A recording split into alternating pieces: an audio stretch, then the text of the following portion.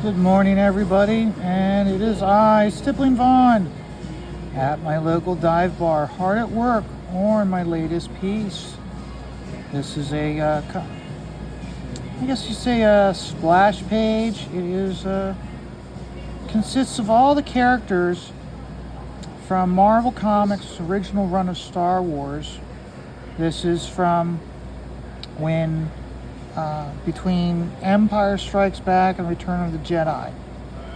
I remember from numerous times talking to Louise Simonson how they had limitations of what they could do because of Empire Strikes Back and how it ended. They couldn't use Han or anything, and they were just limited. So they used what was in the movie to produce the stories. So now what I'm working on right now here is this is Demina Tang. She is the sister of Baron Tang, who was a villain before Empire Strikes Back. So she was, in fact, she was actually one of the first villains they really debuted after Empire. She was debuted in issue 50 of the series. So, what I'm going to talk about today is not actually this character here. What I'm going to be discussing is when I do my video, my time-lapse video, and last week I did this guy was a Lansby, okay? I'm talking today about Cheeto. Cheeto is a rodent he debuted in issue 70. He was a sidekick to Danny and to Rick Duel. They were two characters that were, again, created for the comic book to help tell stories. When he debuted, it was originally a flashback episode. The way they did the episode was the first 2 pages, maybe 3 pages, were Luke, Lando, and Chewie in the Millennium Falcon arriving at a planet called Stenos. And Luke is like, we've been here before, and then he goes in, the story goes into the previous, goes back in time to right after the Battle of Yavin with Han and Leia and all the gang. And they encountered Cheeto, Rick, and Danny. And that's where they were introduced. And Cheeto was just like a side character used. He was a rodent. Back when they created Cheeto, there was not they didn't have a lexicon for a name for his species. In the scripts, and apparently they just refer to him as the little green dude with antenna. It was one of the descriptions they used. He is supposedly the cousin to Greedo. So we all know who Greedo is. He got greased by Han Solo because he was going to swindle Han and just like, you know what, just give me the Millennium Falcon, we'll call it even. So, and I won't report you to Jabba. And Han was like, I don't think so, and bye-bye. So, now when at the end of the comic book of issue 70, it reverts back, after they've told the story, it goes back to Luke, Lando, and Chewie, and they're now going to land on the planet. And then the very next issue goes back. It continues that story of present day time, you could say, where again they meet Rick and Danny. And Rick was pretty much created as a stand-in character for Han. He was a character who had a rivalry with Han. So it was just like I said, all he was a standing character. They couldn't use Han, so they essentially, okay, we'll create our own Han, and we'll see how it goes. Rick didn't get a lot of time in comics. The fans just didn't really take to him, but they did take to Danny. Danny appeared in numerous issues. And in fact, at the end of the story arc, after I think it was like 71 through 73, at the end of it, Luke and Lando and Chewie are flying away, and here Danny has hitched a ride with them, and she's like all cuddling up to Luke, and I'm gonna have some fun with you guys. I'm gonna travel the galaxy and have some fun with you, Luke, because you're so dreamy. And Danny was created just as as a sex pot. That's what she was, and they did a great job with her. And actually, here's the thing: Danny was the perfect character for them to create, for them to help grow Leia. For Leia to go from being a damsel in distress to a princess to a leader to a mature woman and a fighter of the rebellion. So they used Danny properly to grow Leia with the audience, which I thought was very perfect. It's because you gotta remember, even George Lucas says like the reason why he did Star Wars because he wasn't given the rights to do Flash Gordon. And in Flash Gordon, you had a lot of those women that were scantily clad and exuded sex, and that's what Danny was. She was a throwback feel type character to a Flash Gordon serial. But no, Cheeto was one of his. It wasn't until probably mid 90s. Don't remember, this book came out issue 70 and 71, 72. They came out in like the mid 80s. It wasn't until early to mid 90s that Star Wars or Lucasfilm, I should say, got into giving all these different aliens names.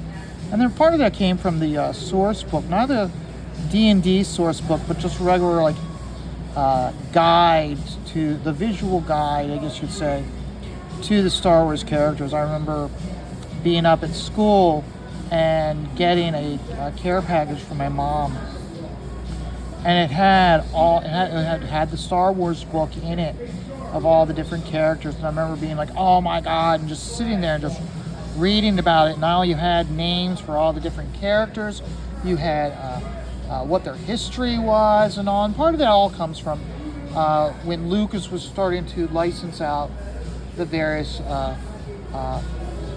the title for books, and these sci-fi writers were writing their Star Wars stories and giving the alien creatures names and naming the races. So that's how the Rodin came about. So I enjoyed that book immensely. I still flip through it. So I would say, if you have a chance, go on Amazon or eBay and check them out. Very beautiful books. I found them to be well written for the time. Because you got to keep in mind, we really still didn't have a lot of idea of who these characters were, and it really helped flesh them out.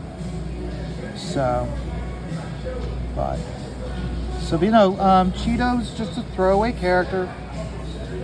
In fact, other than issue 70, for issue 71, 72, 73, he was already in carbonite. So the only time you saw him was in a block of carbonite.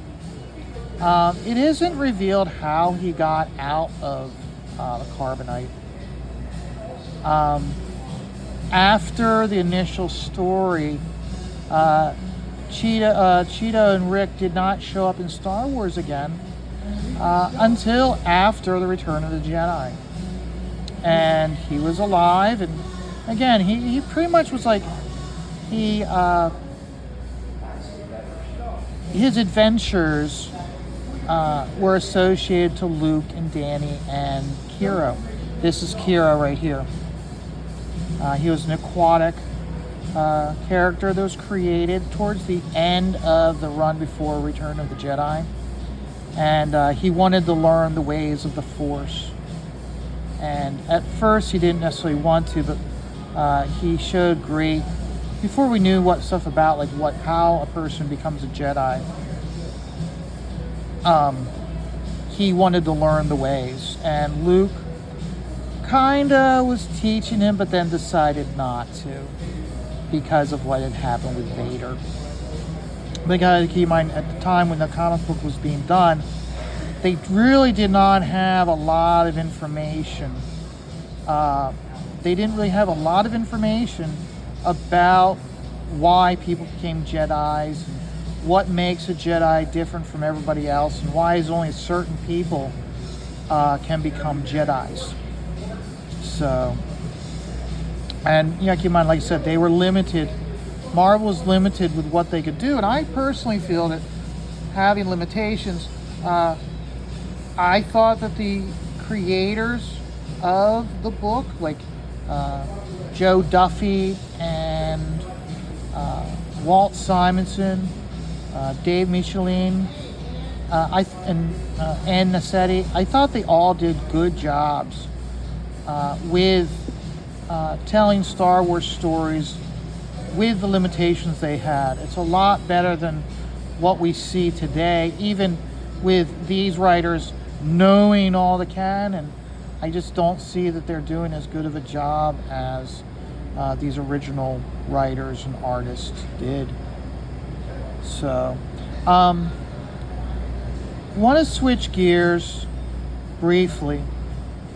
Discovered last night, or I should say discovered this week, thanks mainly to Dan Fraga. So, Dan, thank you very much for alerting me of this. Chen is doing a crowdfunder. It's on Kickstarter. No, I don't like Kickstarter. The reason why I do not like Kickstarter is because I don't like how you back it, but then they don't take the funds out of your account until after the campaign closes.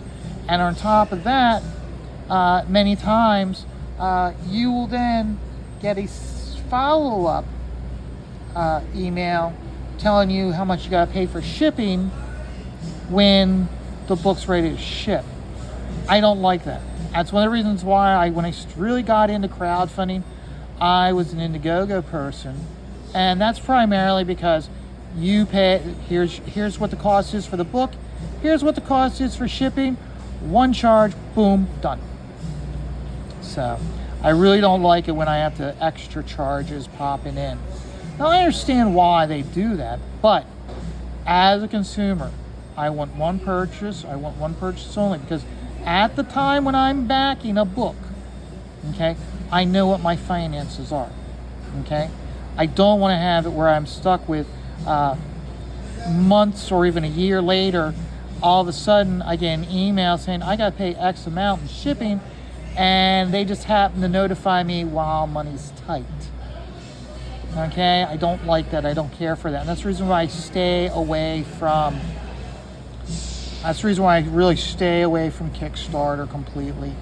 I've had numerous conversations with creators that do exclusives, and they only back on Kickstarter. That was just as I've had discussions with creators who are on Indigo, and I'll explain to them why I only back them and congratulate them and thank them for going with Indiegogo. Now, as I understand it, with the new site Fund My Comic, they have it set up differently. They have it set up where the money's pulled out of your account right away, or the money will be pulled out after the campaign closes. So, I'm personally I want it out right away.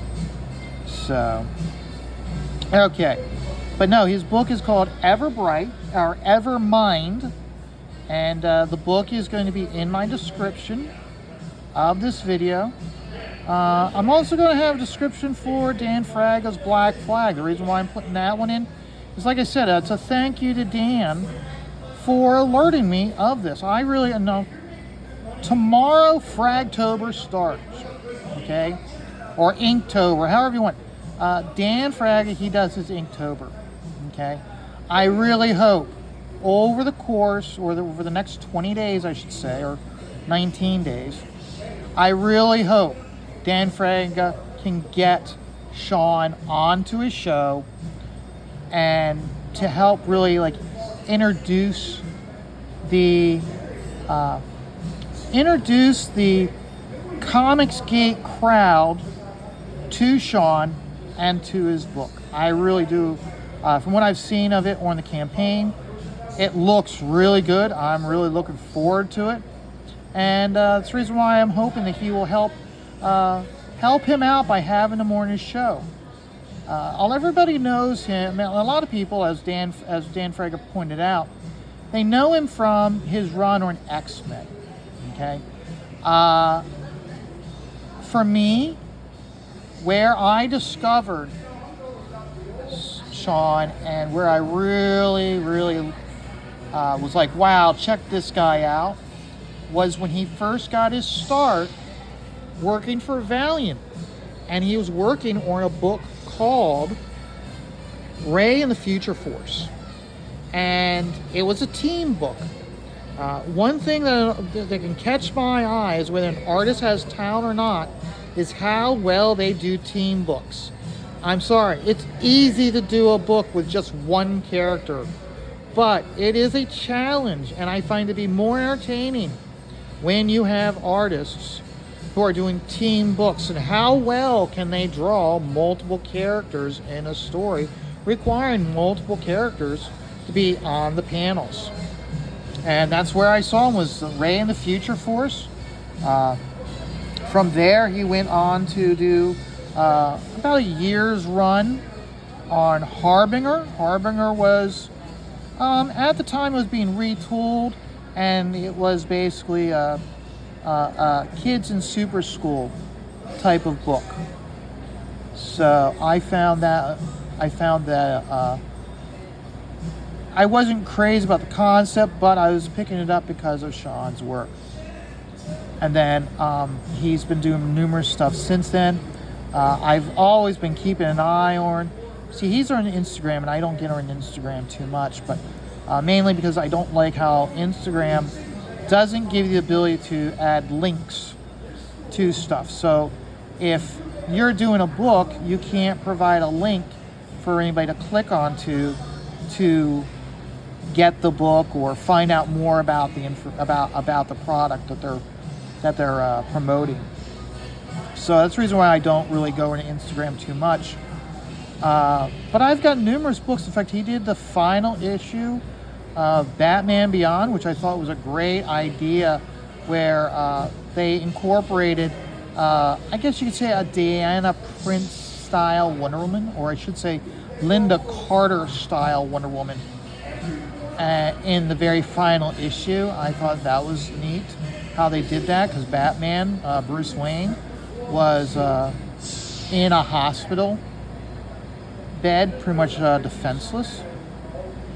So I would go on to Mike's Amazing Comics, type in Sean Chen, and you can see all the stuff that he's worked on.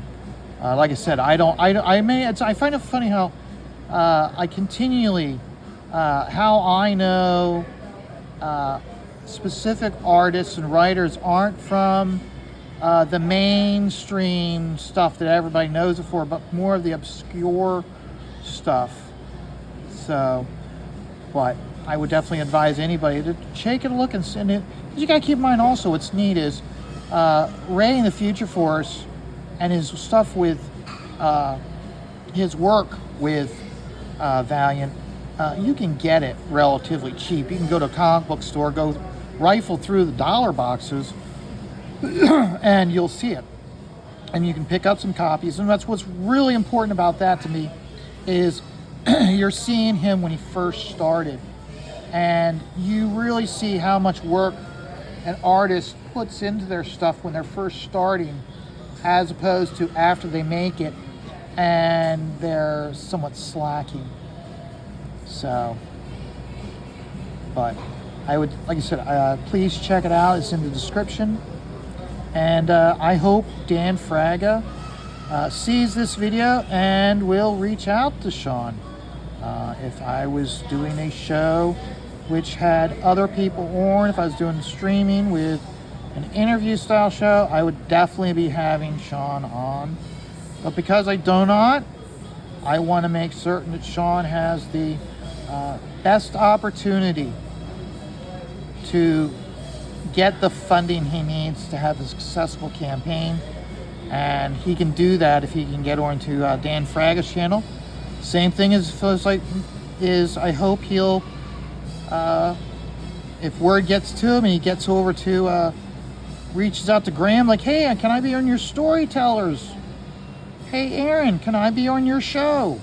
I think he's going to find he's going to have a very welcoming community if he were to get onto some of these shows.